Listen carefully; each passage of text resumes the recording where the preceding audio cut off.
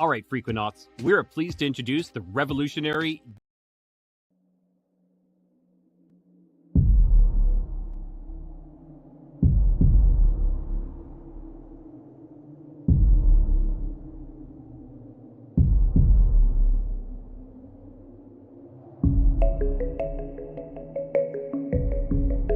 A Kodega is a guide and a storyteller, escorting you through the night, lighting the way, warding off thieves, ghosts, demons, and other oddities.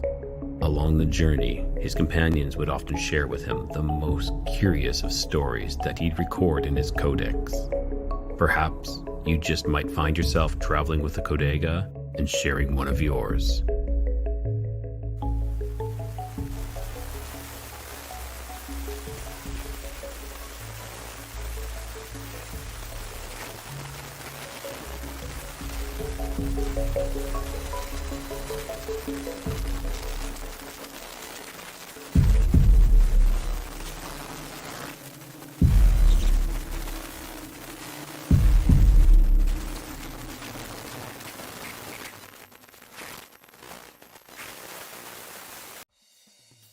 Click that like.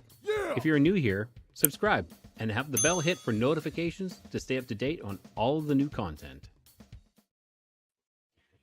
Good evening, good afternoon, good morning, wherever you are. My name is Rye. I am your guide tonight on this adventure and this avenue of curiosity we're going to be touching on is glitches in the Matrix. I had kind of a I was releasing some videos on Sundays with some people's experiences on glitches in the Matrix. So here we are tonight. I'm going to be joined with a couple people, Matt Emch from Planet 412 and Reverend Victor from Destination Spooky as well. He's going to be joining me, and we're going to be sharing some glitches, and then let's have a discussion. Let's see where they take us, how these things are happening, because they are happening. I've actually had my own personal glitch as well. So what is it? Well, let's try to figure that out. So without further ado, I'm going to bring Victor on. Hello, Good Ryan. evening. Hey, Victor, how you doing? I'm doing okay. I just wanted to say that I appreciate the irony of there being a glitch in the Matrix and the lost frequency stuff coming through on the glitch in the Matrix episode. That was totally my fault. I had my mouse hovering over somewhere else I didn't know, and I still had this lost frequency commercial on my StreamYard, and I clicked on it. And great point. Yeah, the irony of it wasn't lost on me as well. You know, I was laughing. I'm like, oh my god, that's awesome. But good times. So how have you been? I was going to say Reverend Victor, but how you been, Victor? I've been okay, Rye. I've been traveling a lot. I put out a lot of content this month as a result of it. I'm hoping to get one more in before May ends. That would be 5. Wow. But yeah, I'm doing all right. How are you doing? I'm doing fantastic. Why don't you tell everybody where they can find you as well?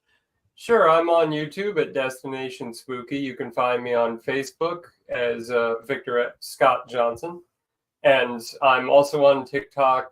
I want to say it's Reverend V.S. Johnson, but I can't honestly remember, but it's there. I put some stuff out from time to time. So. Yeah, I kind of have been neglecting my TikTok and my Instagram as well. You know, I know Instagram is kind of like the place to be, but I've been really neglecting it. And I'm so used to Facebook, you know, because I'm older, Gen X, you know, and that's what I'm used to. So I just got to maybe start putting a little more content out on Instagram. Awesome. And so where did you end up going this month? You know, I did see some of your posts, but I want to hear firsthand. Sure. I went down south below the Mason-Dixon line. I was researching Edgar Allan Poe again, his time in Richmond, Virginia.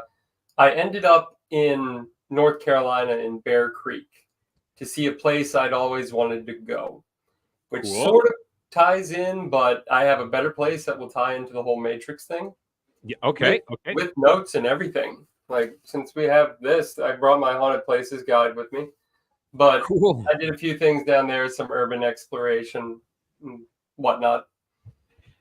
And urban exploration, that is just going into abandoned places and kind of just making your way through it, or what exactly is urban exploration? I've heard of it before. I've never actually done any of that or looked That's into it. pretty much it.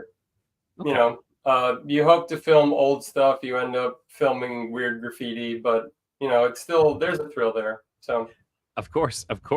And is some of the places, are you invited, or is it kind of like not mentioning how you got there or got in there? the places I went were all legally open, and by that I mean there were no trespassing signs. One's actually a park now, funny enough. It was a hydroelectric plant that Richmond, Virginia just turned into a park. It's kind of weird but cool. So Okay. And this hydroelectric dam, what was like, are you able to go into some of the facilities of it, even though it's a park now? yeah. You can go into the side building, not the main building, and that's what I explored. There's also the whole river that dried up and the area around it. It was a Civil War prison camp, I think, and prior to that it was a town, and now it's just, you know, a park. Okay, cool. 1 second here. So Matt said so Matt M's from Planet 412. He's going to be stopping in here. He said he's just running a little bit late, so I'm just going to send him a message.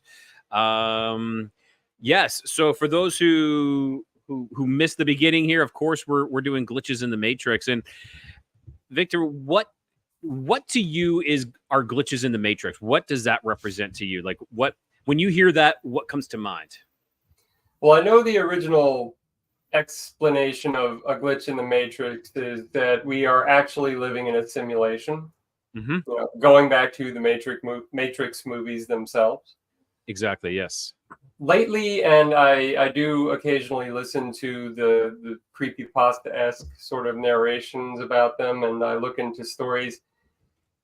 It's about, to me, things not making sense, like a Twilight Zone episode.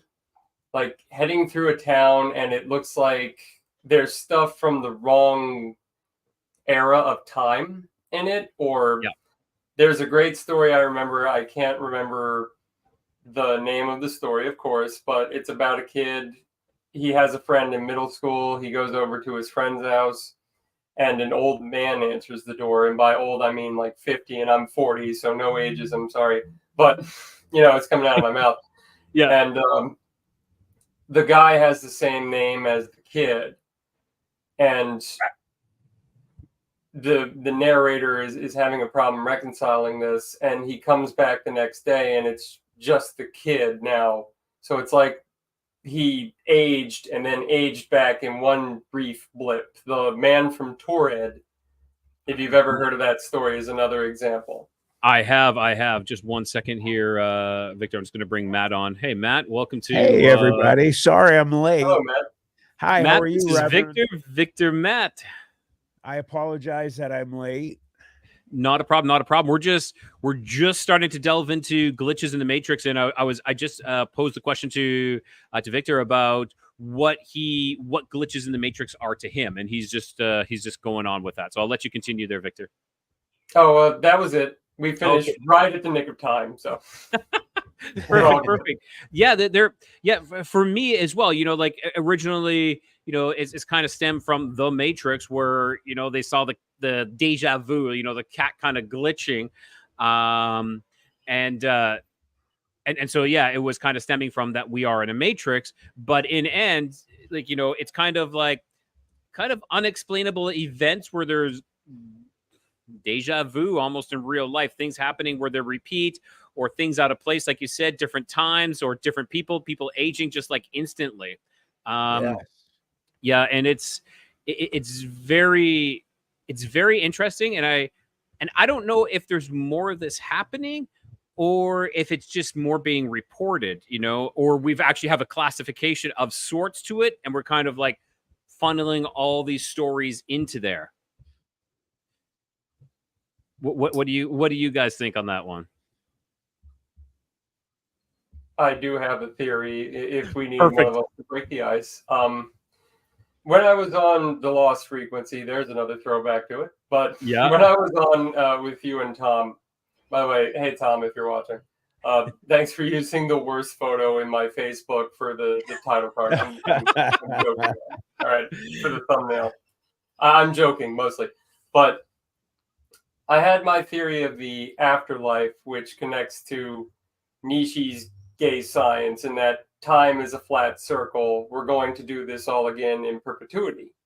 Okay. In that heaven and hell aren't actually above or below us. They're around us at all times, and that we make our own heaven and hell because we are going to do this all again, just like that True Detective episode, which references the gay science in a way without stating it. Okay. Yeah. That's my theory, is that's why most ghosts appear young and died traumatically, because those people didn't have a full life. So they're stuck in a very short loop over and over again, a bit more condensed in terms of energy. So that's why ghosts tend to be younger. But I think that right now, 10 years ago is kind of happening to my right, your left, and then 20 years in the future is happening to my left, your right, and we're all just kind of going through this side by side. And that's why we would have glitches. If the gates cross, go ahead, Ryan. You had a point? Are you okay? Rye, oh, we can't Rye. hear him. Sorry, my mic has just disconnected, and even my headset disconnected. I was like, "What is going on?" So I apologize. So sorry. So continue. You were saying that's the reason why ghosts are young. Yeah. And by the way, I think we need more glitches in the glitch in the glitches of the Matrix episode. Like, we need about 5 to 10 more. There goes Matt. So we're getting there. See, and there's the glitch. Yep. Just need 4 Matt more. is playing. Matt's like, I know how to do this. I know how to do this. I'm gonna disconnect myself, and and then my mic stops working. You know, we're talking about like. I don't know what happened. There's a glitch in there right now. That's exactly, yeah. Victor was just to tell everyone you went 50 years ahead in the future real quick. It's looking pretty cool, so. Actually. Yeah. I don't like the president, but it looks pretty cool. Okay, we'll go with that. I think that goes with everything. It doesn't matter what year you're in. Everybody dislikes the president at one point or another. Yes. Yeah, that was easy. That's a cold read right there and a half. Yeah, exactly. I'm psychic. Yes. Yeah. But I think that's why we have such things as like premonitions, déjà vu, as you mentioned, people seeing ghosts, like unintelligent hauntings and intelligent hauntings and all of this stuff. If you look at it in the ways of, we're just going to keep doing this, maybe a few have figured it out after doing this for so long. Maybe that's why this all gets reported now and then. I agree. I have to agree with you. You know, I definitely believe that is one way to look at it, and it is definite. What do you think, Matt? Like, why do you think these rises in glitch in the Matrix stories are coming out? Is it because of that, just what people are talking about, or we have a category for it now, or that it's kind of speeding up and it's happening more and more? I think it's starting to happen more and more. I think that our generation and the people that are on the planet right now are starting to wake up more so across this world. You know, you have a lot of things that are helping this kind of wake up call, and you have social media and technology, things like that. And excuse my sinus infection, everybody. I feel like I'm like, but you're sounding cool. You're sounding like, I don't know. It works. It works. Thank you. And you know, you look at the amount of, just for instance, you know, different types of experiences, from cryptids to supernatural, paranormal, ghost. They're all on the rise. Everything seems to be happening much more frequently. I just think, you know, as is with any generation, the one before it, I think, in my opinion, and it's pretty obvious, I think, looking back, it's a lot more closed minds. And because of the things that I just mentioned, because of social media technology, again, those things are helping this younger generation. Our generation are much more accepting of these, you know, types of things that are kind of like with the woo, like they always say. Yeah, that's like Plymouth Puckwudgie just said. People are more. I think, yeah, more accepting now in the '90s than in the '90s and 2000s. I didn't know anyone who would entertain this stuff. And it's also kind of scary because if we really are, kind of doing what, they did in the Matrix, if we're laying in a vat of some goo right now or something like that, that's really disturbing. I mean, I remember I was watching, I forget the name of the channel. It's like Mr. Impossible or something just yesterday. And the guy was recording something completely different. All of a sudden, the entire sky just blinked out and did something real strange. And it wasn't, him using special effects or messing with the video. I mean, he was as surprised as anybody else. And, it made me kind of step back and go, whoa, okay. Now, what if that is for real, what just occurred? And, there really have been a lot of different signs. Like, you get people that talk about the planes that are stuck in the sky and aren't moving. Now, you can argue, it's because of how fast they're going and they're stuck in a strong wind or whatever like that. But, there's a lot of other much more believable things that are going on these days. I'm not sure if you remember this, but I actually witnessed a plane stuck in the air. Okay. And this is again, I'm going to call this a glitch because this was the weirdest thing I ever saw, because I'd seen videos on it before. I'd seen one at, I think in Cancun airport, and this was in Calgary, Alberta. And we're driving on what's called the Deerfoot Trail. And I'm looking off to my side, off to my right, and the plane is coming in for, I think it was a landing or takeoff. I can't remember. But either way, they're still traveling. Even if you're coming for a landing, even when they're reducing their speed, they're still hauling, right? They're flying. Yeah, and right.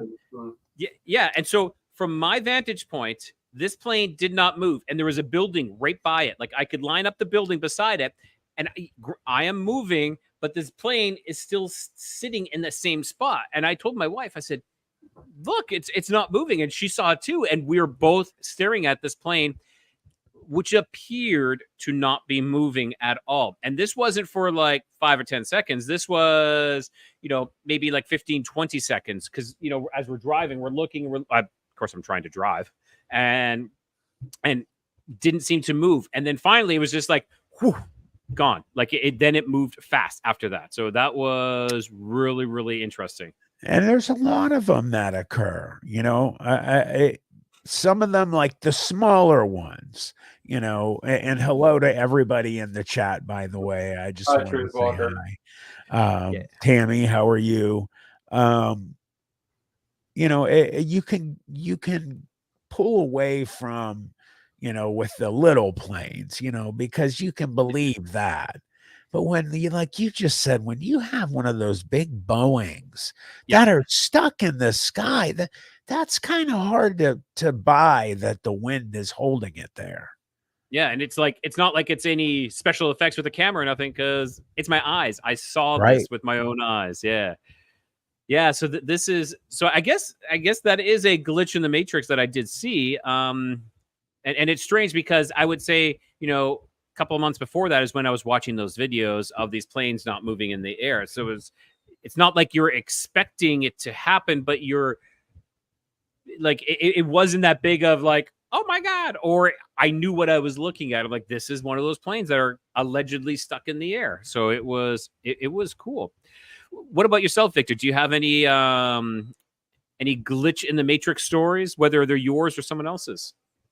A little of both. Mine isn't great. Just I was in a haunted house. I stood in a spot they said someone died on, and they told me people get a weird feeling there. I stood in the spot. It felt like I was 100 years in the past, and then I kind of collapsed a moment later. But I mean, there's nothing I can prove with that. But I do have a documented story.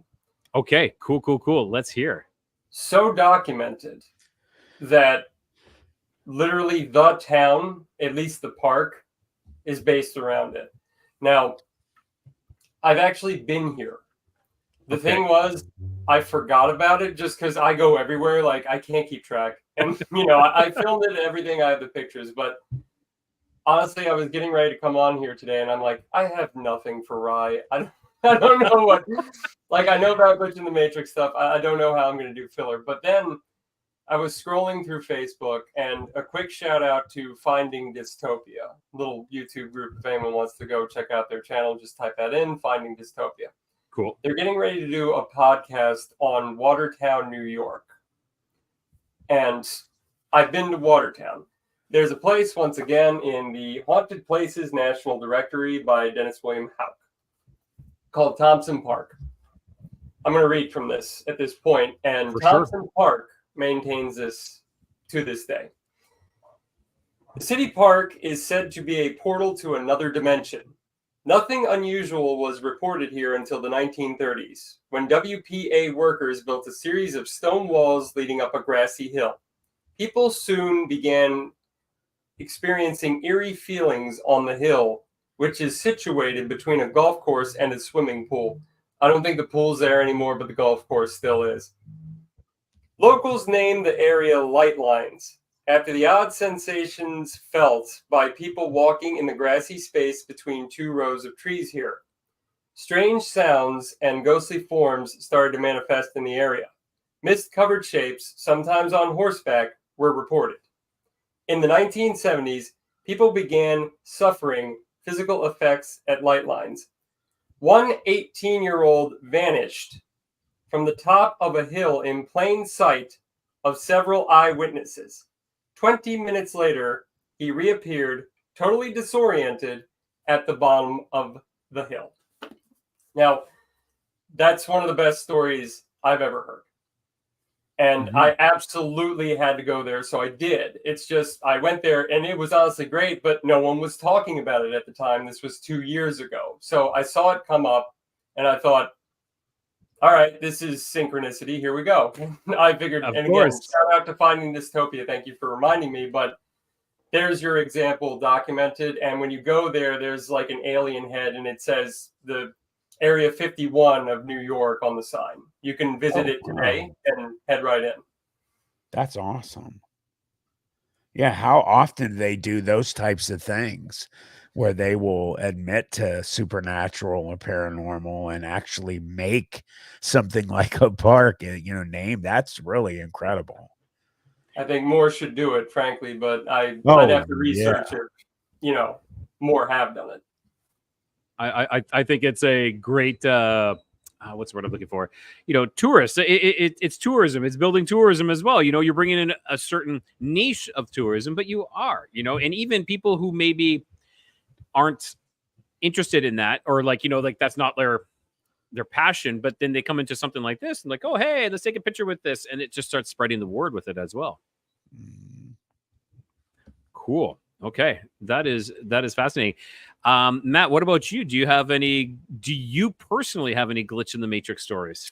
You know what? I had something happen to me one time, and and it better not be a dog man. No, please. One was enough. Victor, Matt has probably one of the craziest, intense dogman stories you've ever heard. You'll have to check it out one of these times. Yeah, I absolutely will, Matt. Probably tonight I will subscribe, etc. Oh, thank you very much. I appreciate it. Same here. I've done a lot of traveling with my wife all over the world. Europe, in Latin America, Guatemala, Belize, the Mexicos. We've traveled quite a bit and gone through a lot of airports. Well, one of the things that occurred to me was not a door closing on me and the person. So I know a lot of people, you weren't paying attention. I'm telling you, this is what occurred. I was in the turnstile door, and a person, as I'm pushing on this turnstile door, this person walked by me, brushed my arm, walked through the glass that I was pushing, and walked through the airport. And I stopped and I turned around and I looked at everybody like, what the heck did you see that? My wife's like, go, go. She didn't see it. She's like yelling at me to go. I go through. I go, did you see that woman just walk through the glass? She goes, you're crazy. Go. We have to check in.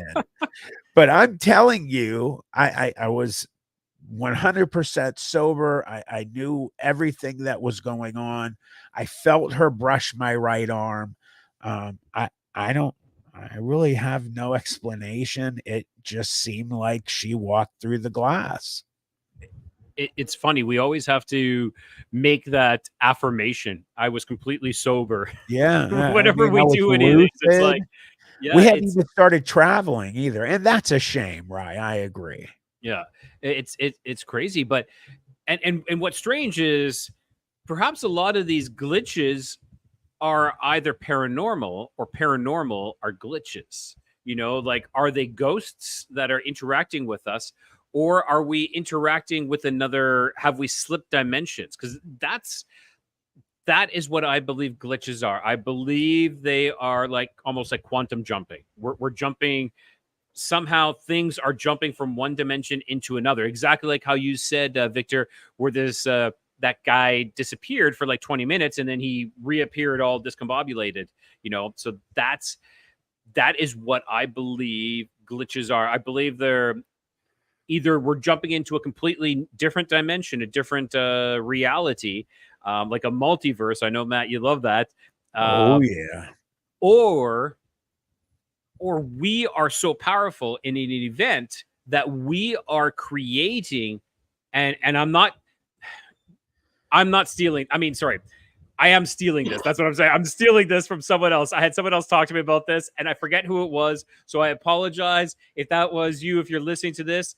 He says that we are creating a pocket dimension. So somehow we're able to step outside of our reality and into this pocket dimension. And I'm going to tell you guys a story about the one individual I interviewed. Her name was Melissa, and this was my first glitch in the matrix of the series that I'm trying to do. And what had happened was she was driving home on Sunset Boulevard in LA, okay, on Saturday at 8 p.m. So you can imagine how busy Sunset Boulevard is Saturday, 8 p.m. I've never been there. I'm only imagining that it's going to be quite busy. So as she crested a hill, she noticed a vehicle sideways in front of her, like it had spun out, and she was on a collision course, instant collision course with this vehicle in front. To the side of her was another vehicle. There was no avoiding this scenario. Like, it was like instant. So she reacted, swerved into that lane where that car was, and then swerved back. Her car spun out of control, and she stopped. While this was happening, she was screaming and saying, "I'm not ready to go yet." Okay. Now, is this some sort of powerful affirmation? You know, it's like, it's not my time. When she stepped out of her car, she looked. The road was empty. Okay. Sunset Boulevard, no vehicles going either direction, no people, nothing. Okay. This car that was spun out in front of her, gone. The car that she should have hit beside her, gone. Nothing. And so again, you're saying like discombobulated, you know, like how you had said that that gentleman who disappeared for 20 minutes came back. He was all disorientated. She was kind of disorientated. She's like, I'm going home. She drove all the way home without seeing a single vehicle, a single person. She parked in front of her apartment building. She couldn't afford the actual parking stall, so she parked on the street. And she says normally it's very difficult to find parking on the street. There was not a single car on the street. So she parked. She goes up to her apartment. Her roommate's not there either. And, you know, so she ends up grabbing the phone, calling one of her friends who did answer. And she's like, I'm going to ask you some questions. This is going to sound completely strange. So she asked her like the year, her name, like, what's my name? Am I dead? Am I alive?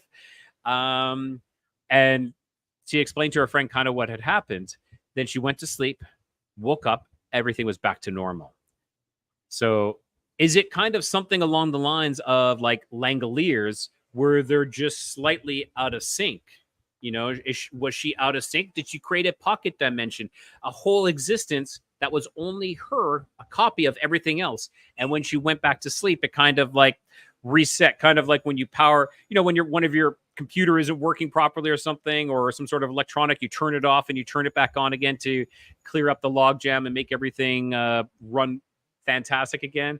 Was that something that might have happened? And I'm like, that pocket dimension that person told me about, I got to find out who said that. I think that's an amazing theory, that maybe we are powerful enough that we're creating these pocket dimensions partially. I'm not saying every glitch in the Matrix is that. I'm possibly some of them we actually jump over into another reality. Now, her theory, her personal theory, is that she did shift timelines. She went into another Melissa from planet 362. Okay. She went into planet 362, and this other Melissa consciousness either got bumped out or took her place. So she thinks that in her own reality, she died. She's dead. They had a funeral, everything for her. But her consciousness did it exactly like the TV show Quantum Leap. She quantum leaped into her own self, a mirror image of herself. Now, this is an important part. And I was like, this is interesting. She said, while this was happening, a memory she never remembers popped into her head, okay, of being a child in Disneyland around 6 or 7 years old. Why did that happen? My theory on this one is maybe perhaps that was the only difference from this reality to that reality. And so when you interject yourself into that reality, whatever memories you're missing is punched into your head. Just a thought. I have heard other instances of people saying that they've gone, to work or something, and they've driven the car and it took them hours to get where they were going. Then they get there and they're walking around and there is not another soul in the entire city. I remember the gentleman that I saw him talk about it was from London, and he was talking about going around. He said, I walked into all the stores and it just was like some type of movie that poof, everybody just disappeared, and I was the only human being alive.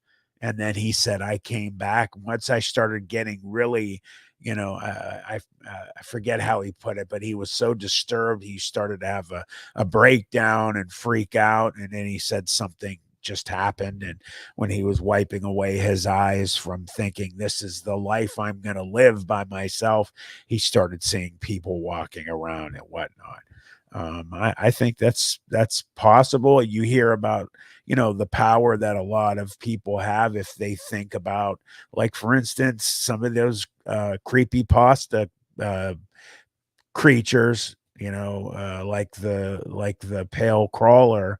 They used to call it, something else, but who knows, maybe through, mindset of people reading those stories, they brought something too, or it just already existed. Who knows?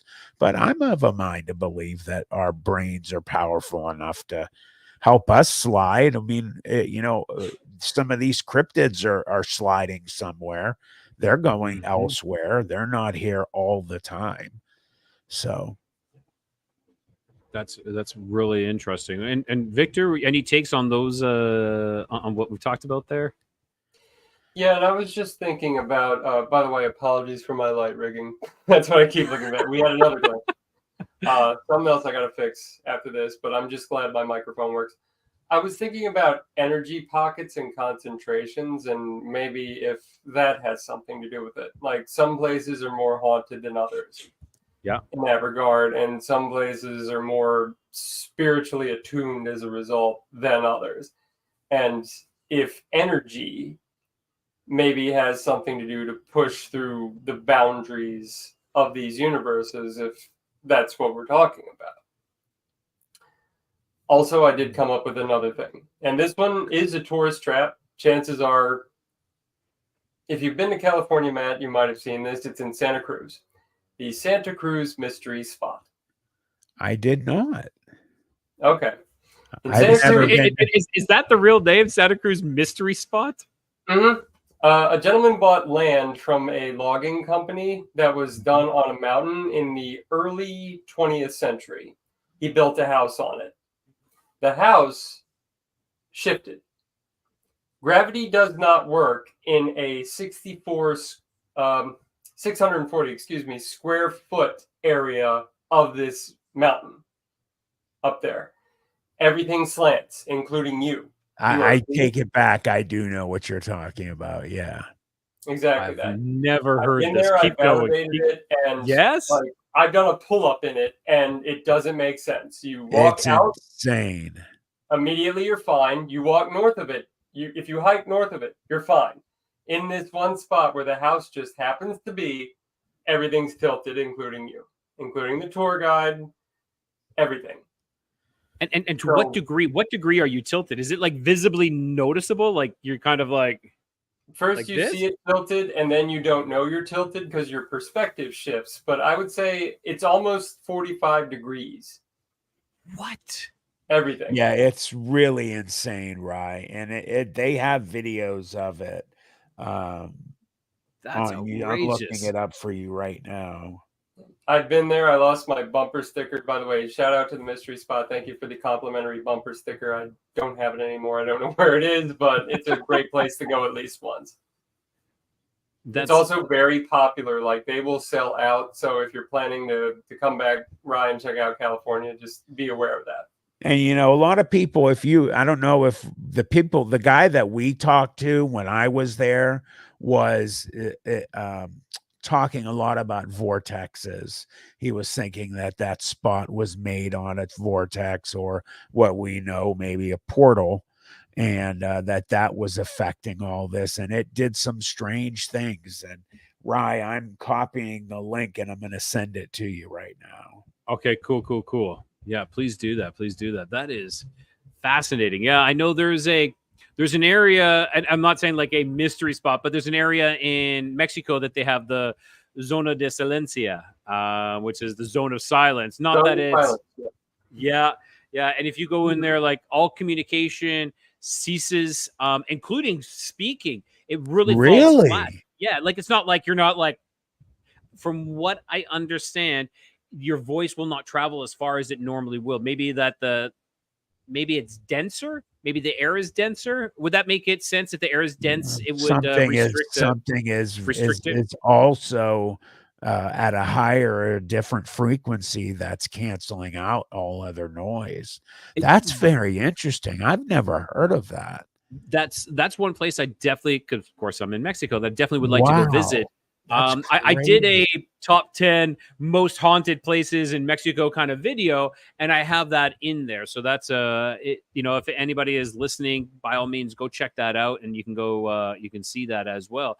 But this mystery spot, I've never heard of it, and so I'm intrigued. Has any of our viewers or listeners gone as well? If you have, let me know. And if you've had any strange experiences as well, glitches, please let us know. Right. I put that in your messenger, and it should be popping up in the chat too. Okay. Oh, on YouTube there. Yeah. Okay. Oh wow. Okay. I'd love to share it, but of course we know we can't share it on here because yeah. Because of they've YouTube been all over it. I had my second video actually when I did my birthday video last week. Yeah. I had a cut from what movie was it? I forget which one it was, but they got me on it, and I had to go through the same thing, the clip. They'll clip it for you, and it was only a couple minutes. I didn't remember, but they're all over it. So yeah, I thought it should have popped up in the chat. I don't know why it didn't. I don't see it. Okay, so I'll tell my other, because I guess I did have the airplane, which is kind of a glitch, but my other glitch in the Matrix story was I messaged Matt immediately. We had this group chat, then I messaged him immediately as it happened.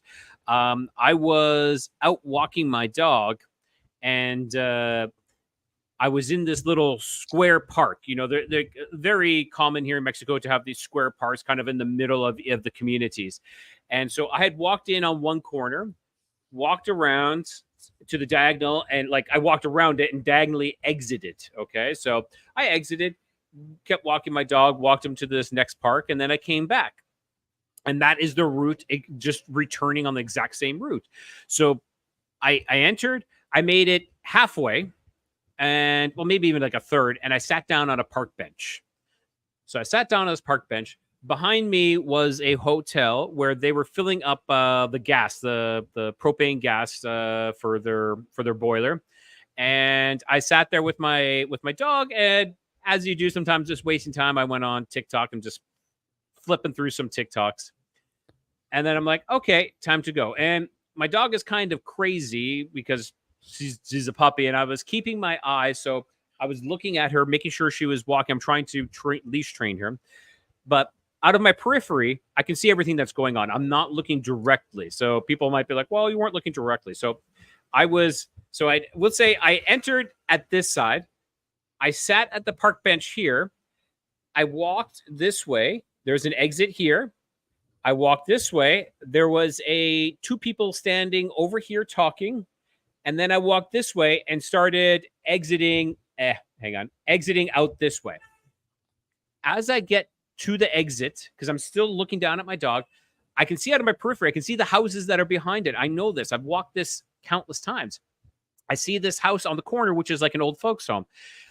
I look up, and that's when I get extremely disorientated. I get nauseous, and I am just like, I'm out of it. And I look, and I'm no longer at this corner. I'm at this corner.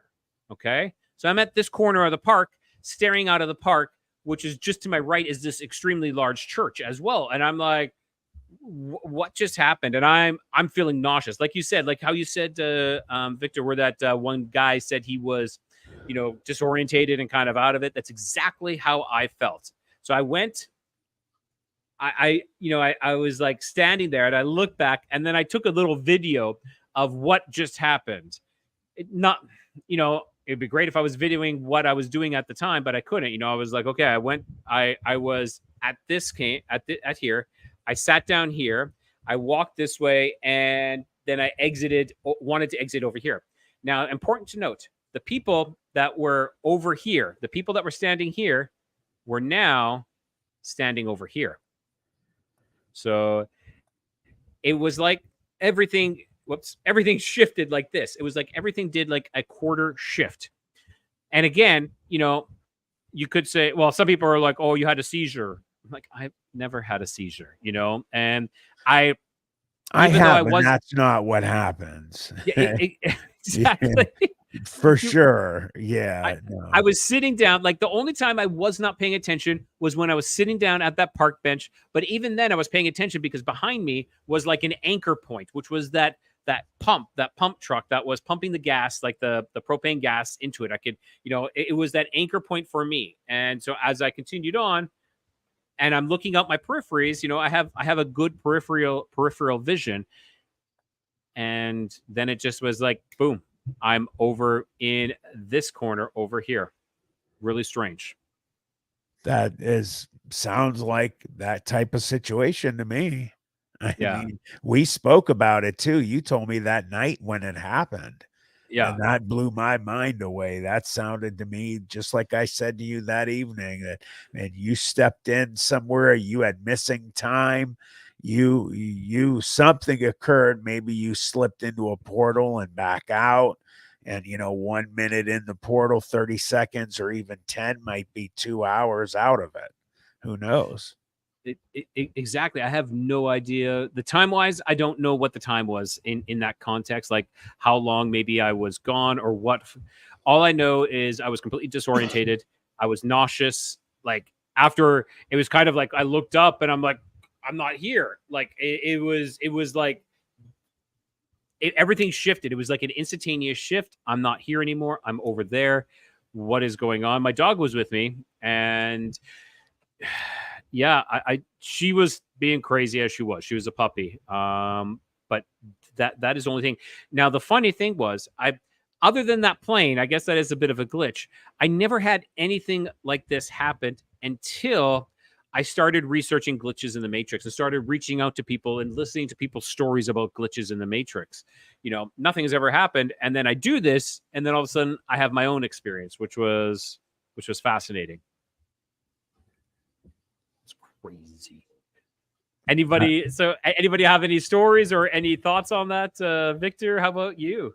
That sounds familiar. Like, not to, not even, it's just, I swear I read a glitch in the Matrix story about a woman walking her dog through a park, and that came to me as soon as you said that. But I can't verify that. I saw him on Messenger Live, actually. So he was showing me the actual where he was too. So, which is crazy though. But it's like I was just replaying someone else's glitch, right? Yeah, I think that's a thing. Maybe that's what possessions are. I should say, possessions aren't getting into a weird topic. Like, they're not always demons. There's a case I recall of a person who one day woke up and was someone completely different. Like, they had someone else's memories, they had someone else's personality, they started acting like this completely different person. They went by a completely different name. I read about this a long time ago. We're talking 30 years, so I have no validation on it, but okay. In that book they claimed he was possessed, but now that I'm thinking about it, I'm like, it's not evil energy, it's literally just a different energy. And I wonder if that's a thing. That is really interesting. Like, could that have been a possession? Could I have been possessed for a fraction of a second and moved to this way, and my consciousness was in the back seat, for 5-10 seconds, and then boom, I'm back in control after someone took over my body and drove me this area, drove me to this spot. And a possibility. It is. Yeah, it is. It's a little more freaky than than other explanations. I've never thought of that. Doesn't mean that it could not be a possibility. I'm going to try to research that in this brief moment. It just occurred to me, though. No, yeah, please do that. Please do that. Matt, do you have any other stories you can share or anything like that? You know what? I had two things. One, I figured out with who I was with. I saw it looked like a bird was just sitting in the air, just sitting there, not flapping its wings or anything. And there was probably like 15, 16 people staring, like wigging out over this bird. But then the one guy like that was down a few said, no, there's like fishing wire. It's some kind of wire. And if you stood a certain way, you could see the glint of the light going through. There was a very fine wire this thing was standing on. You couldn't see it from, it was where you were on the street. So that one was debunked. Okay. Something, I don't know if this would, I don't know, maybe it would fall into both of this and, supernatural. Maybe not. I was in a Tesla, and that's like one of this new thing that a lot of people will do that get them. They like to go into cemeteries, because what's happening with these Tesla, the newer ones, like they will show if people are walking around your car, like if you're anywhere and you go into a cemetery, and 100% works for sure. You will go near plots, and people, it looks like people are walking around. They'll come up to your car, they'll walk in front. There's no one there, but there's like quite a few people walking around the cemetery. It happens so much that they make videos about it on YouTube. And I didn't believe it. I thought it was just kind of like, maybe it was that person's car was messed up, or no, it's happening basically with everybody's. So something, I don't know. Is it, you want to call it ghost, supernatural, or do you want to call it, there is some kind of portal or veil that is much stronger right there, that is helping, you know, those beings walk into ours. I don't know how to really put that into a category. Yeah, like definitely paranormal, but is it is glitching too. It's like, you know, I'm, you know, like the Stephen King book Langoliers, or the I keep going back to that, you know, we're out of sync with time. I think possibly that's what it is. You know, time is the fourth, you know, we're three-dimensional, but I think time is the fourth dimension.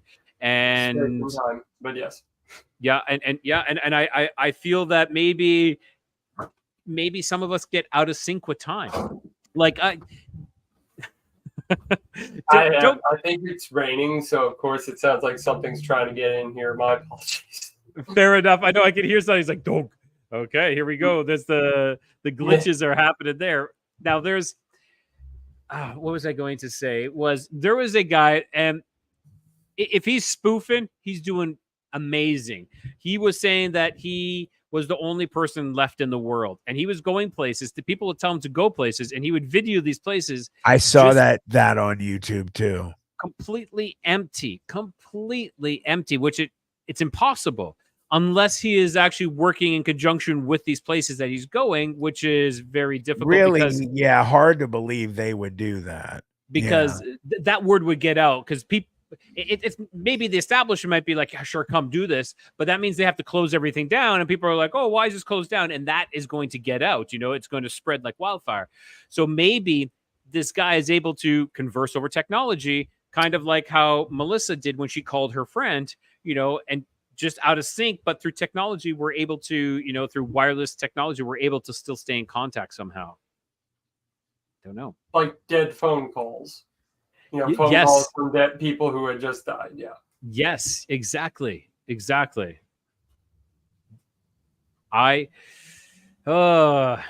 brings up a whole bunch of different things, you know. It's and again, these glitches are I've been learning more and more. I don't say learning more and more. I've been researching, listening, unlearning, relearning more and more. And I believe that so many of these things that you know, that I talk about, and I'm sure we all talk about on our shows, I think are more connected than we don't even realize how connected these things are. It's crazy, you know, like UFOs, or, you know, and aliens and demons and possession and paranormal. You know, I think there's a lot more connection, though I do think some of it is separate as well. But I think there is a web that a lot of it is connected. I agree. I think everything is interconnected. You know, I didn't mean to jump on you there, Reverend, but, you know, I fully believe that everything on this planet is intertwined. You know, I saw, you know, I'm obviously a superhero geek. I saw a Superman cartoon that was actually really, you know, it took you pretty deep. It was Superman All-Star, this movie. And what happened was, at one point at the end, Lex Luthor had stolen this formula that gave him the power of Superman for 24 hours. And just before Superman took it away from him with the gravity gun to speed up time, he was able to see the way that Superman sees everything, and he could see the trees are connected to the ground and to the people and to the buildings. And he started looking around and said, oh my God, this is how he sees everything. Everything on earth is connected. Everything is intertwined. And then all of a sudden it went away, and he's begging him, please let me see that again. But that made me think, you know, and I'm not saying that, you know, they have the nail right on the head, but, you know, you always do hear a lot more these days that Hollywood and movies and things like that are letting out little snippets of truth and a little more plus sometimes these days. You know, who's to say that even in a you know, cartoon movie, that they're not releasing something that is 100% true? No, and you're good, Matt. But I was just thinking in all of that, how everything is connected. It's funny. I was talking about the mystery spot in Santa Cruz. I was thinking earlier about Gravity Hill. And then I got back to thinking about, but it's all around us and the pockets of time. Yes, right. Space-time is the fourth dimension. Okay, time. okay. No, you're good. I'm not shaming anything on that. But that was, I want to say that was proposed prior to Einstein's theory of relativity, but I don't have that in front of me. But the idea there is that there are forces at work we can't see. We just have to trust that they work. For example, so why did the book fall besides me letting it go? What made the book fall? Well, You buoyancy, no, gravity, Gravity. the theory. Oh, Did you okay. see the gravity work, or did you just see the result? You only saw the result. You can't Yeah. see gravity. You just have to trust that it's there. But entirely, or through this whole thing, my side of this has always been there are pockets where gravity doesn't work.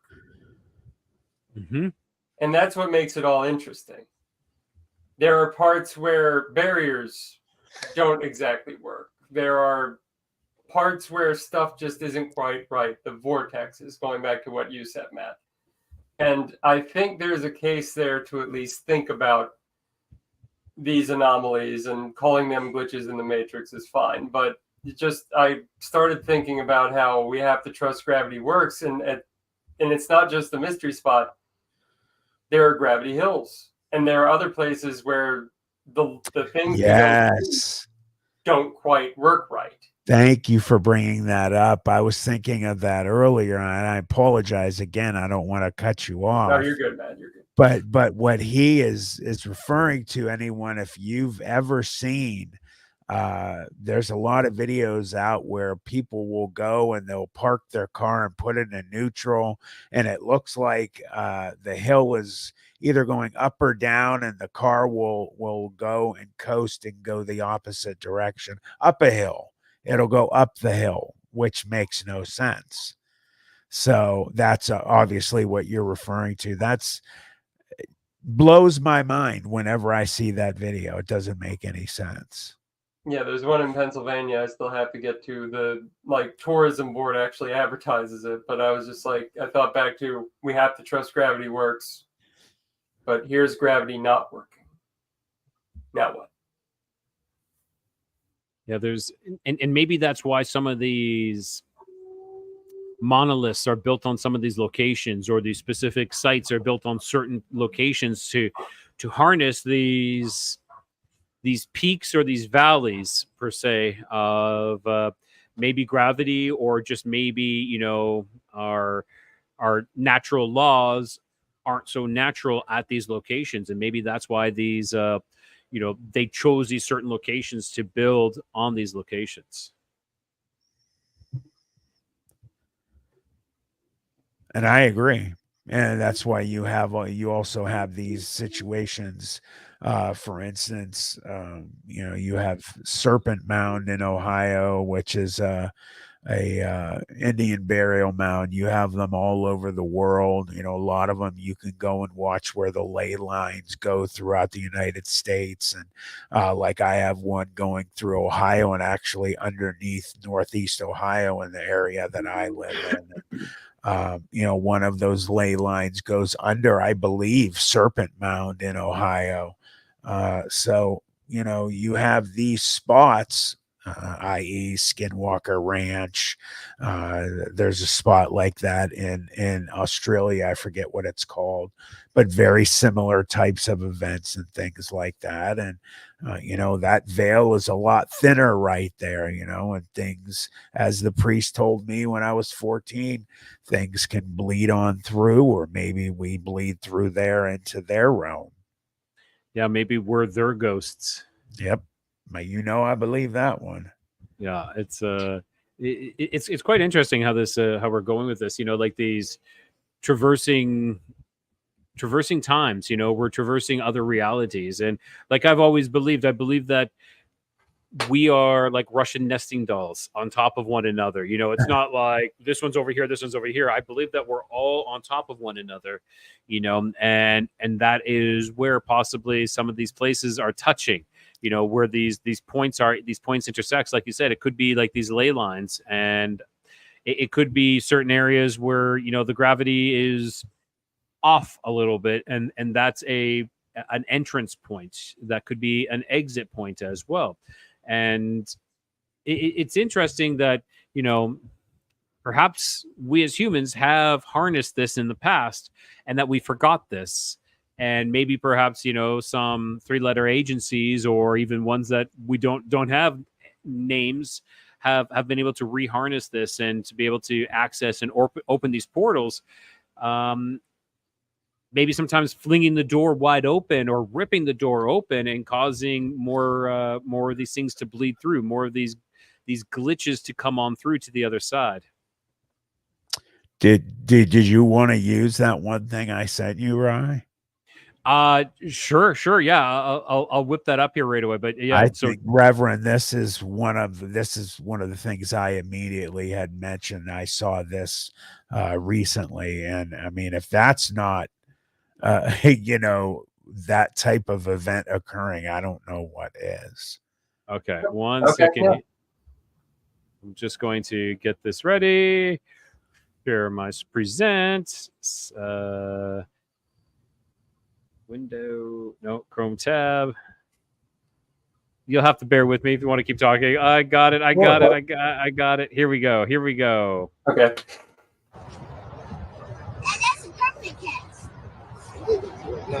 If everybody looks at the sky. Yeah, it just blipped. And if we slow-mo and rewind the video, you'll clearly see what looks like the sky glitching. After being posted, the video amassed millions of views and thousands of people. I mean, just unreal. So now my guess, though, is it possibly that the camera... So did the cameras... Did you see that?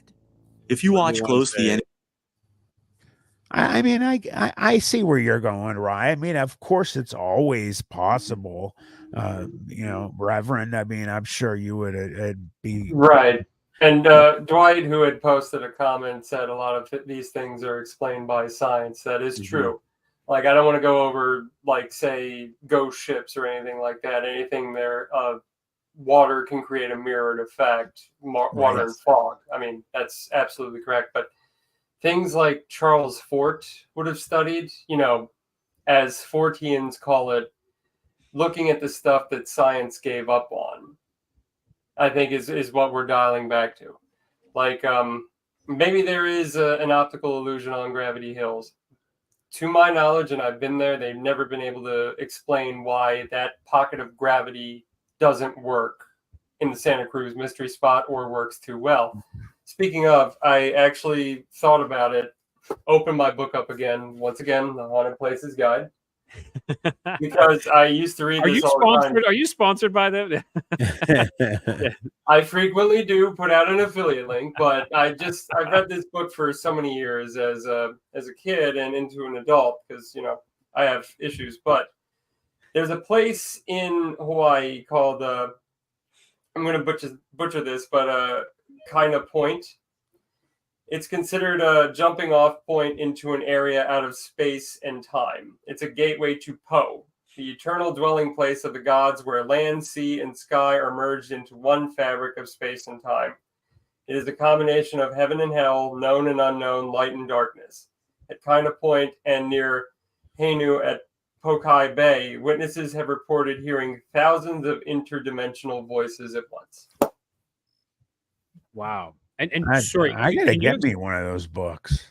Yeah. Can you explain jumping off point? Like, what do you mean? Like, is it like people like jump off this point and land into the water kind of thing, like a cliff jumping location, or is it just like a figurative meaning of a jumping off point?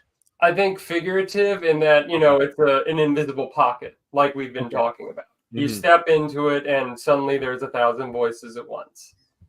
And I will send you an affiliate link, Matt. Please. I'll probably get like 50 cents off it, but you won't pay any extra. Just, no, thank you. Oh, you're welcome. Absolutely. Now that's interesting. Like, and like Matt was saying earlier, how Hollywood bleeds through, that kind of gives us that soft disclosure. It reminded me of Men in Black 3, where Will Smith jumps off the Empire State Building, and travels through time. Kind of like, that's what I was thinking of, this jumping off point is what I heard as on that. So I was like, oh, hey, maybe that, but you never know. It's interesting. And that's another thing, is time travel. These glitches in the Matrix, I think, are related in some shape or form to some sort of time anomaly, or a time travel of sorts. Of to what degree or to what extent, but it's bending, folding. Something is happening with time in these glitches, and to what it really is, I don't know, but it could explain some things, and hey, if time travel has ever been invented, it's always been invented then. So it's That's a really great saying there, man. Well put, well said. I agree with you right there. That's a cool way to say that, Rye. Perfect. It's like, could it be after effects? Like, could it be side effects of time travel? Like, let's say there are time travelers walking amongst us, and one of the devices goes off, and they jump. Is it like a ripple effect that maybe affects anybody nearby? I have no idea. Just throwing them out. Just, who knows? I heard a one. I can't remember what it was. One of those shows that you can watch on like Discovery Plus. They have all the supernatural shows, and this one was a truck driver talking about he was in Death Valley, and he had come up. There was all of a sudden in front of him and behind him, he started to notice a green fog coming at him two ways, and then once it went around the truck, that's all he could see, and he was driving real slow, and he didn't know what to do. He noticed a ghost after a little bit sat in the passenger seat, and he kept ignoring it. It looked at him, and then after a certain point, it disappeared, and the fog had disappeared, and he had stopped because he was too afraid to drive anymore. And just beyond the truck, after the fog disappeared, was a turn that was so tight. He said, I would have, at the speed I was going, I would have rolled my truck. He said he found out that there was certain not drunk truck drivers that had been killed at that exact area in the past. He thought it was one of them that warned him. But he also said what was strange about it was his lost time that he had was like 2-3 hours, way beyond of what it should have been. He said it should have been like 5-10 minutes, and I was late getting my truck to its destination to unload by almost 3 hours. That's what spiritualism kind of is, though. If you ever look into it, it's the idea that we can communicate with spirits if we tap into our own inner energy and whatnot through meditation. If you've ever looked up spirituality. And when I was a bit more of a dedicated spiritualist, I just haven't had the time. Like, our church came with like a free psychic reading for everyone, which makes it really, really long, by the way. You're there like 4 hours listening to everybody else's psychic thing, which is the problem. Like, I can't get away to do it, otherwise I'd go on back. But I was very skeptical. And when I say skeptical, I mean it. Like, it was online, the church. It operated out of California, but anyone could join it. And I'm on the East Coast, a few hours ahead. So I would take my camera off, no microphone. I would just sit there unless I was called on. So my black screen just says Victor on it.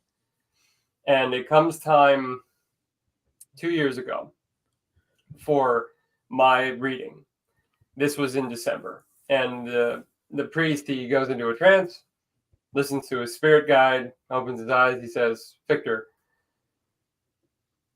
what's going to happen in late March, early April? And I'm like, Reverend Terry, what do you mean? And he says, Victor, you got something important, either late March or early April.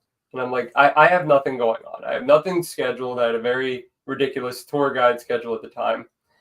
He's like, well, okay. Spirit says, be on the lookout for something life-changing late March, early April. Okay. So that rolls around, out of sight, out of mind. There is a conclusion to this story. I don't know if I did this on the Lost Frequency, but I was running a tour guide thing during the day. And I had left after a very long and rough day. And this is in Philadelphia. Now, I have an electric scooter that I would ride from my job down to Washington Avenue because I don't pay for parking. You shouldn't. So I would ride about 2 miles on an e-scooter to my car. As I'm riding, my earbuds, I'll never forget this, my earbuds had died that day. I forgot to charge them. And I'm like, great, I got to ride home, no music, which I do. As I'm riding home, I was able to hear someone yell, get the F out of the way. She's on the bike lane. Now, in Philadelphia, they have a bike lane paved in asphalt, a sidewalk, and the street on Columbus Boulevard. And as I'm riding, I have enough time to turn around and look. There's a Nissan Altima driving about 35 miles an hour on the bike lane coming right for me. Holy shit. I jump off and out of the way. And this woman who was very drunk had a kid in the car. We called police and everything.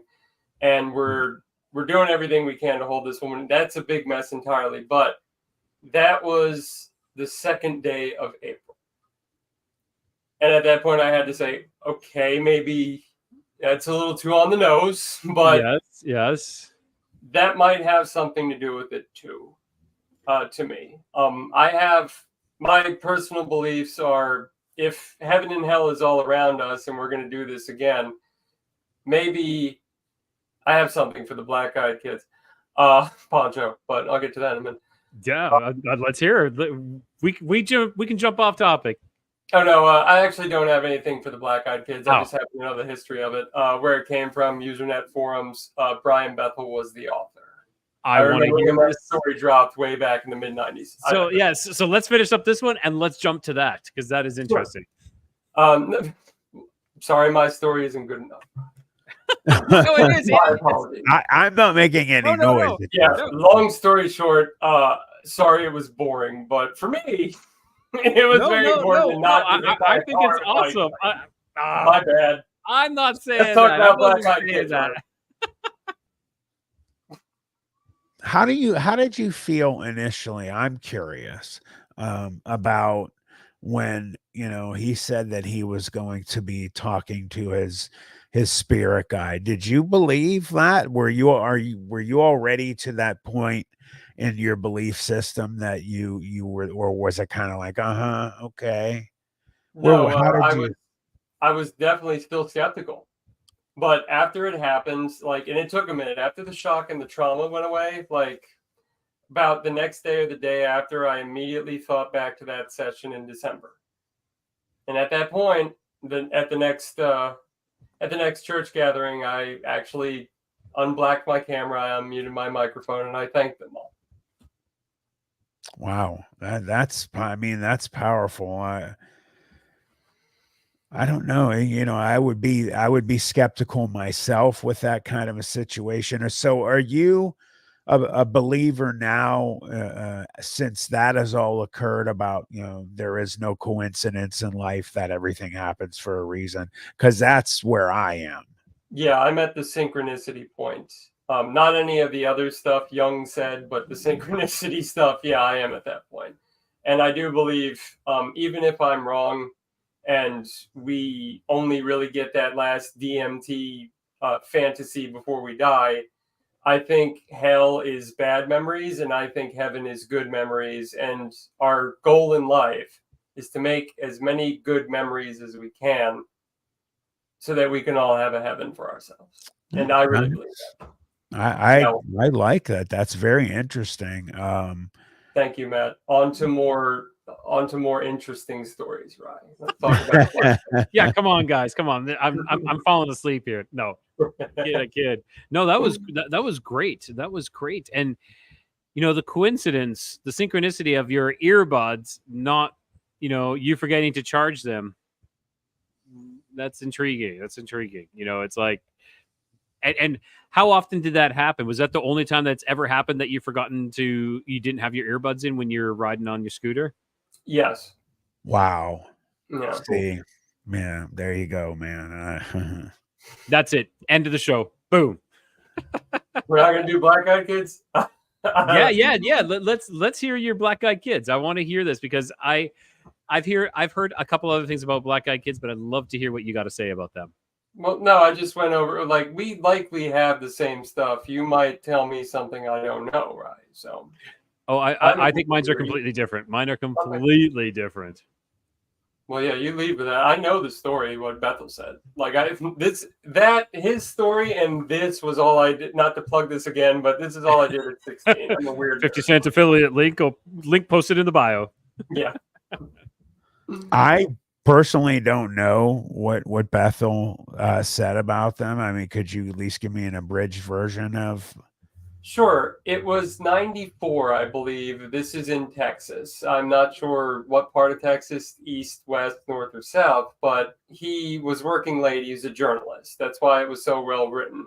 He had a bill to pay, and he had to go to the post office to mail it late at night because he never got out of the office. He drives by a movie theater that's playing Mortal Kombat, the very first one, the mid-90s one. As he's pulled up to a red light, two kids seemingly out of nowhere approach his car. His window is up. He lets it down a crack, and he's having all these weird feelings about these kids. Something's off about them. They seem like age 11 and 12. Pancho, I actually have a very good Bluetooth speaker. Has a lot of bass now. And I'm glad I do. Thank you for the suggestion. But he's sitting in his car, and they're like, the two kids are trying to get money for the movies. They lost their wallet at home. They can't get a hold of their mom. Hey, do you have any money for the movies? Sorry, I have nothing. Hey, okay. Can you take us to our house then, so we could get the wallets or whatnot? And he glances over at the marquee, and the marquee, like, the last showing of Mortal Kombat started 15 minutes ago. And one of the kids is getting really agitated. One didn't say anything. The other's a smooth talking guy. Now the smooth talker is getting more and more agitated. And he says, "Come on, mister, you can trust us. We don't have a gun." And this is my favorite line of any that's online horror story. disturbing. He said, yeah, definitely. He had his inner monologue. He said it like, "We don't need a gun." Oh, he said, wow, okay. He's having that thought in his mind. So he's like rolling the windows up, and the kid who's talking is like, "You've got to let us in. You have to let us into the car. We have to go home." And at that point, as they lean in, he sees the all black sclera-like eyes. And he pours it out of there, and he looks in his rear view. They're gone. He goes home later. He swears he has a dream where they're in his backyard, and he talked to a psychic and everything. And he's been telling that story for years now, but he used to be bothered by it because he got a lot of like fan people coming up to him wanting to make more stories up. He's like, "No, this is real, da-da-da." But now he does the shows in his older age. Wow, thank you. I honestly didn't hear that one before, so that's my first time. How horrifying. I swear I heard it before. But it, like, one of those things where it's just like, I heard this before, but I couldn't remember everything, especially like the Mortal Kombat. It's kind of funny that was like the I love that movie, by the way. Yes. Me too. Doof Paranormal, by the way, is going to cover that too. Hello, Karen, if you're listening. But Doof Paranormal brought it up. Cool. Okay. Yeah. So what I was talking about though with the Black Eyed Kids was origin. I've talked to abductees, and abductees have come to me and told me that black-eyed children are not failed, but attempts of hybridization. Oh my gosh, they're hybrids. They're alien human hybrids. It's one of the next levels within getting them to fully become to pass as human. And with them trying to be invited in, it kind of goes to, I've had other guests who lean on the side of, or who weigh on the side of like that aliens are demons.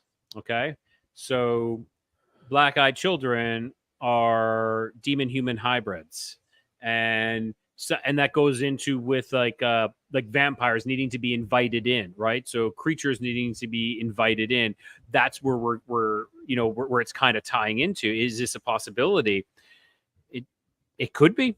Again, like I hate saying there's no definites in this. I don't want to say industry, but there's no definites in this industry because we truly don't know. We're all speculating. We're all making hypothesis. It could be this. It could be. It might not be. There's just it's a possibility. And here's the thing. This is the thing I always bring up, and some people are like, "Why do you keep talking about this?" The welcome mat. If you have a welcome mat on the front of your house, is that you welcoming people in? Is that you giving them the okay to enter your house? That's definitely my opinion. I mean, that's one for interpretation. Yes, yeah, like it's a gray area, right? Yeah, definitely. I mean, for me, no, it does not mean come in. We'll see if you want to get in. I agree. Maybe it's intention. Maybe the invitation has to be, well, verbal invitation, I think, is one thing, but like a mat, no mind the pun, Matt, a mat on the front doorstep, is that if you have an intention of everyone's welcome, always, my door is always open, come on in. If that intention's out there, well, maybe then you are inviting things in. Maybe you're making a pact. Maybe you're making an agreement. Maybe you've made an exception. You accepted some sort of pact. I don't know. And that worries me too as well.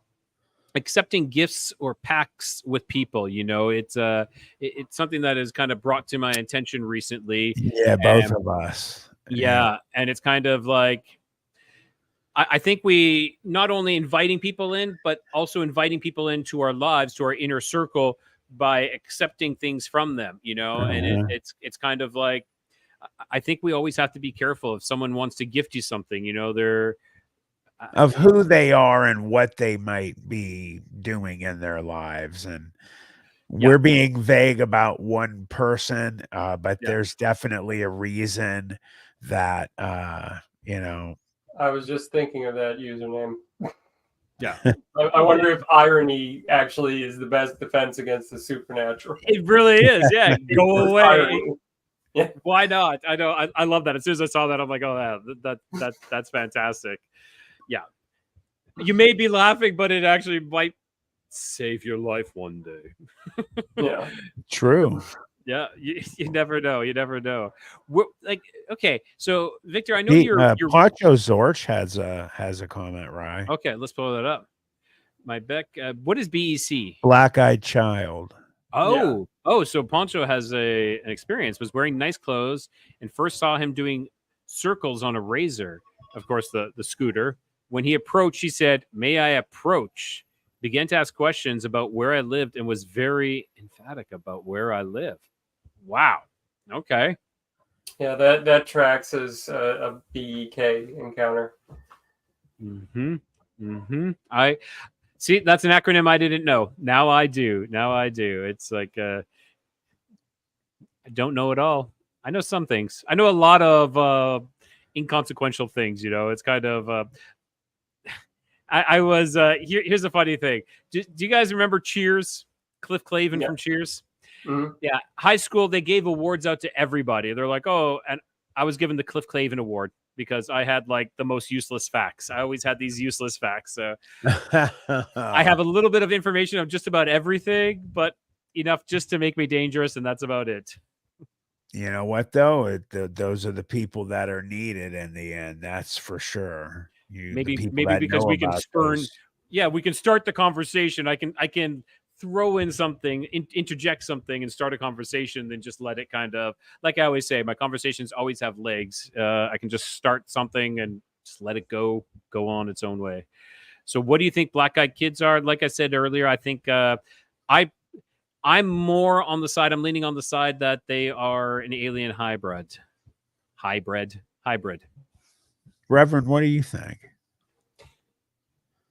When you said alien hybrid, Mhm. Rye, I was thinking, oh, okay, like Skinwalkers, but the aliens are doing it. But Yes, circling back to kind of. that, what if we finally have intelligent Skinwalkers? Hmm. Now, the Skinwalkers, which of course is the Navajo term, are, if I recall, the Skinwalkers are take on the forms of animals The by last wearing their thing they hides. killed. What? Sorry. Yeah, the last thing they killed, basically. Yes. For a more recent advanced Skinwalker breakdown, it's an evil spirit that can kill, but doesn't. Oh, Joanne, I'd love to hear that in a minute. But Yeah. it's bound to the last thing that they heard before from the victim before they killed it. Oftentimes, it'll sound like a dog whimpering, or it'll sound like some kind of animal like in its death throes. But Hmm. lately, the stories regarding skinwalkers are. Is that Fort DuPont? Poncho? We'll talk about that in a minute. But usually it's like a camper, so it'll sound like something random, Okay. and Okay. people will be outside their house, and skinwalkers have to be let in, I think, too. Okay. Again, a go away mat comes in really handy here, but Uh-huh. it'll be Yeah. something Yeah. that looks kind of twisted into form, but like a human, and it'll be saying, "Hey, Pat, is the fire out?" over and over again, like it was a camper. It was whatever the last thing the camper said. It'll just repeat on repeat. Oh. So that, but what if it's more intelligent and has an eloquent vocabulary now? Hmm. It's an idea. That is I've very. seen some pretty believable videos as well. Not all, obviously, but a couple very believable ones with a gentleman who has a ranch somewhere down in the Southwest, and he'll go riding on his horse, and he believes he was being stalked by a skinwalker, and you'd hear a girl's voice like going, "Hey, hey, over here, hey." And the horse got skeeved out and they couldn't find where this voice was coming from.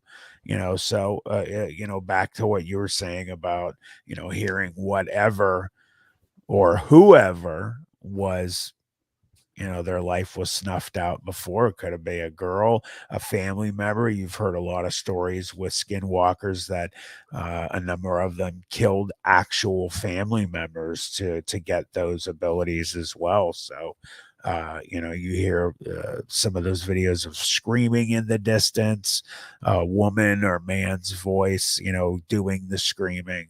So, more severe with some of them more than others. Cool. That is terrifying. Not cool, but that is terrifying. I've heard things like that as well, which is crazy. Ugh. Okay, so let's see.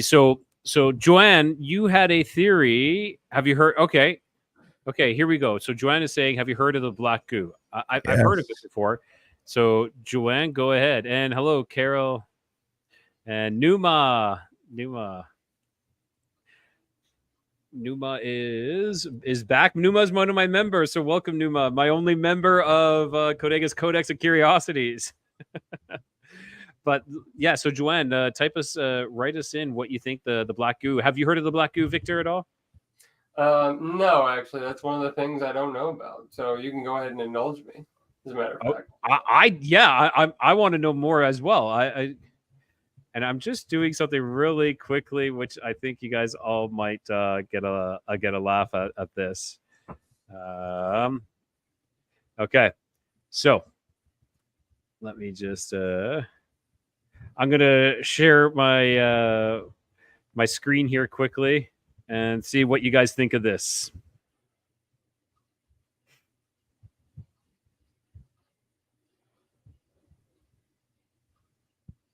Ah,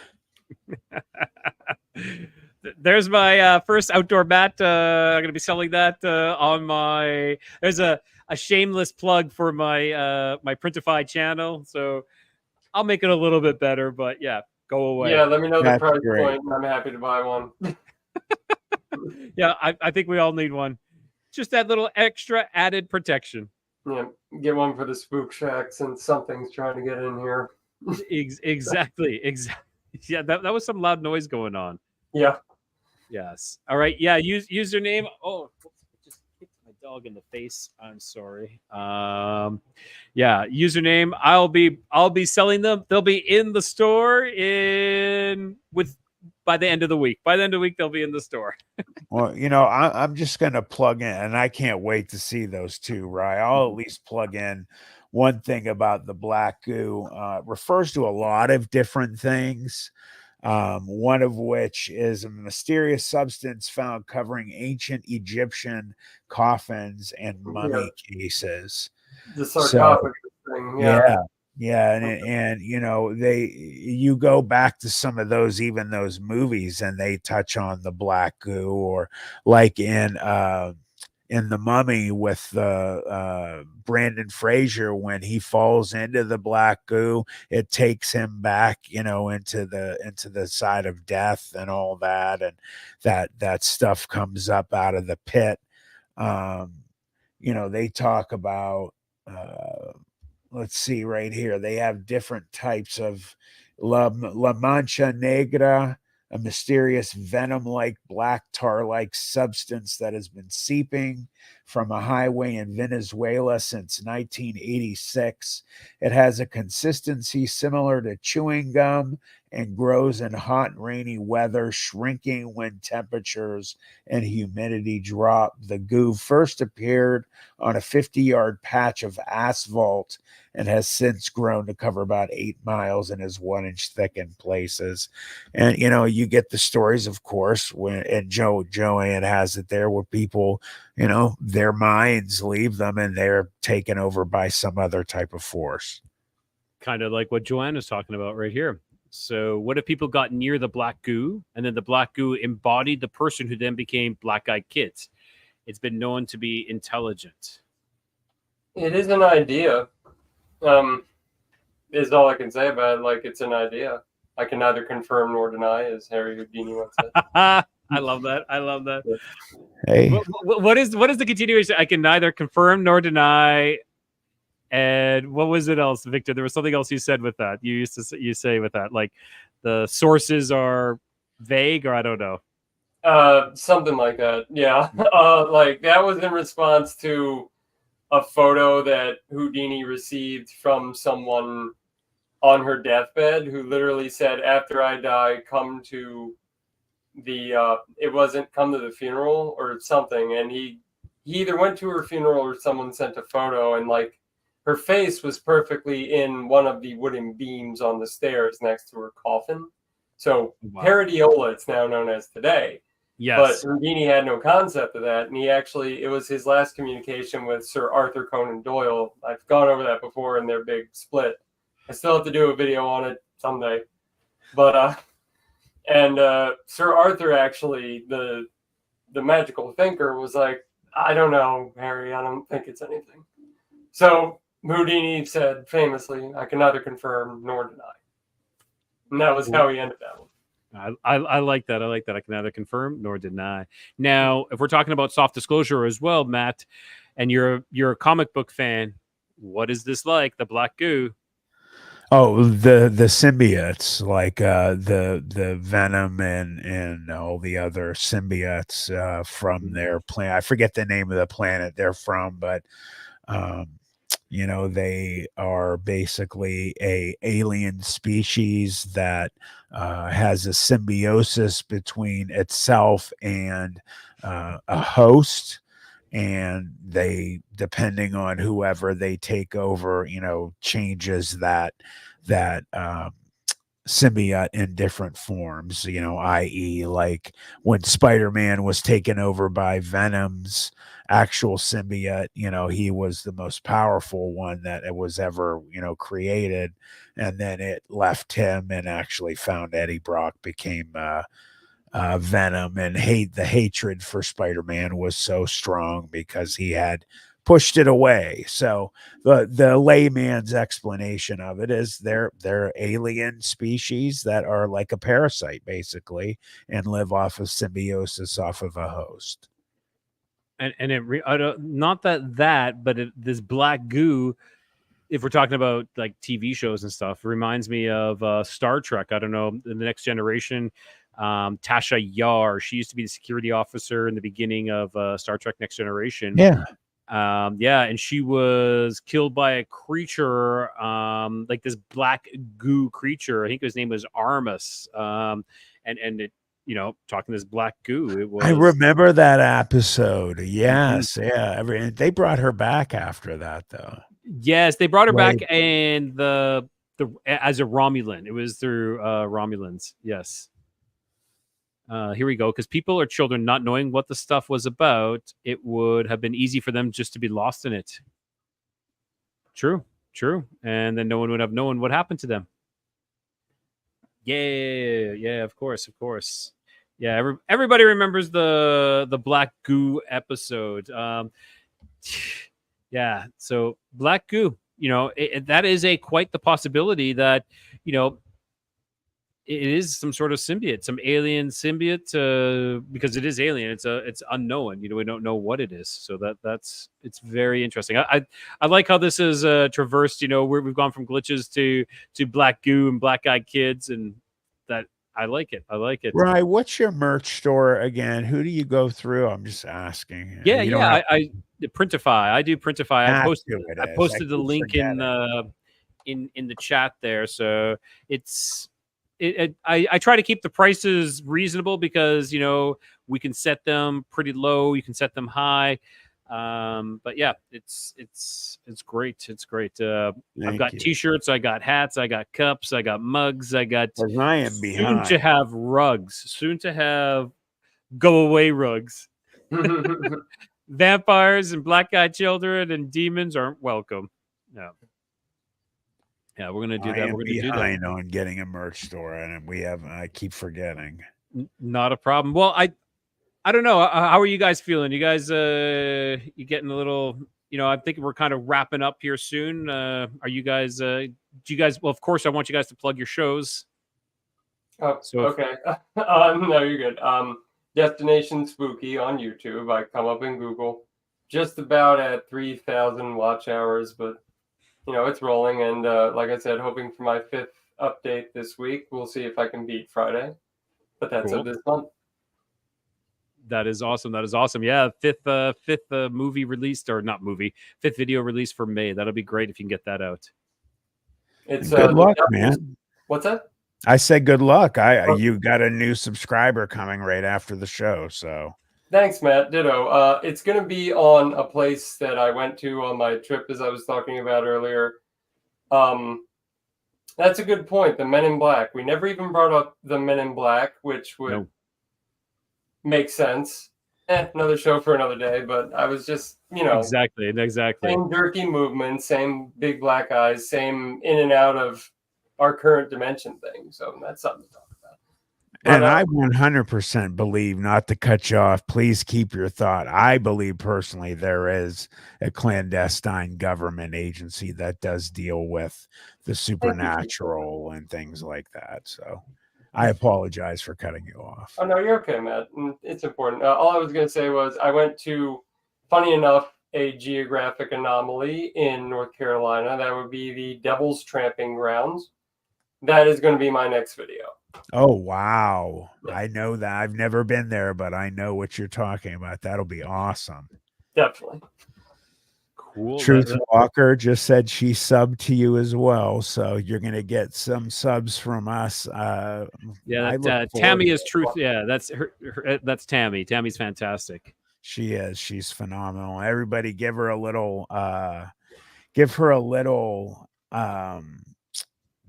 prayer I'm not going to specify what exactly it is, but Tammy's just got a lot going on in her life. So I'm just saying, as a friend of hers, please, everybody, just throw some good emotions and some Send in some good good vibes. thoughts. Yes, Good vibes. towards Yeah, her. yeah, She's yeah. a great person. Well, I want to thank everybody for coming out. Thanks to our viewers, to our listeners. Well, viewers, because this is just on Facebook. I mean, on YouTube. So I want to say thank you to everybody, especially to Victor and to Matt as well for joining me on this adventure. Thank you for Ryan. having me. All right. So with that, anything else? Do you guys have anything else you want to say before we check out? I have a video that should be going up tonight, a new video, and then I have a number of them that are awaiting editing and should be popping out regularly from the here on out. Fantastic. And with that, I'm going to check us out with a music video of maybe you guys might recognize the actor. Bye, everybody. Thank you for coming. You're not allowed in my house. Exactly.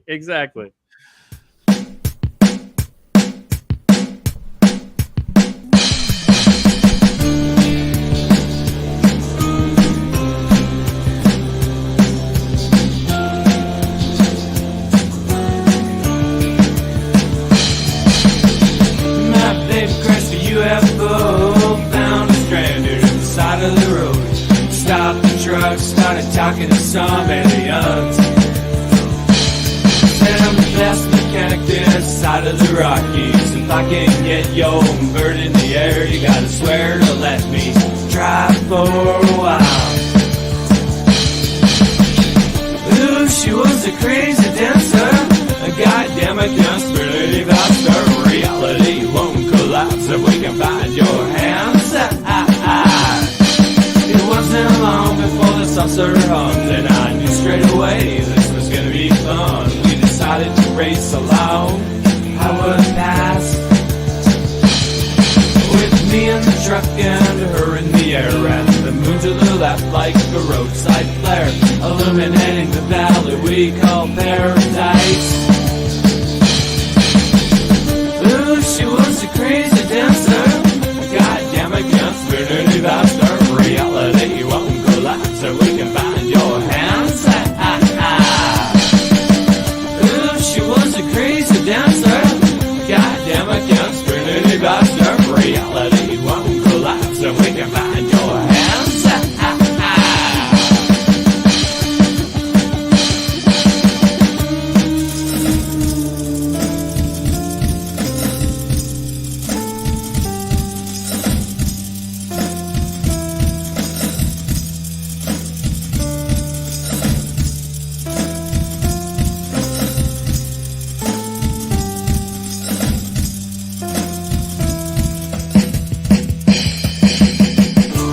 Bishop Creek when I saw them burn. Took a sharp right on something voted too a little too fast for her with lights out.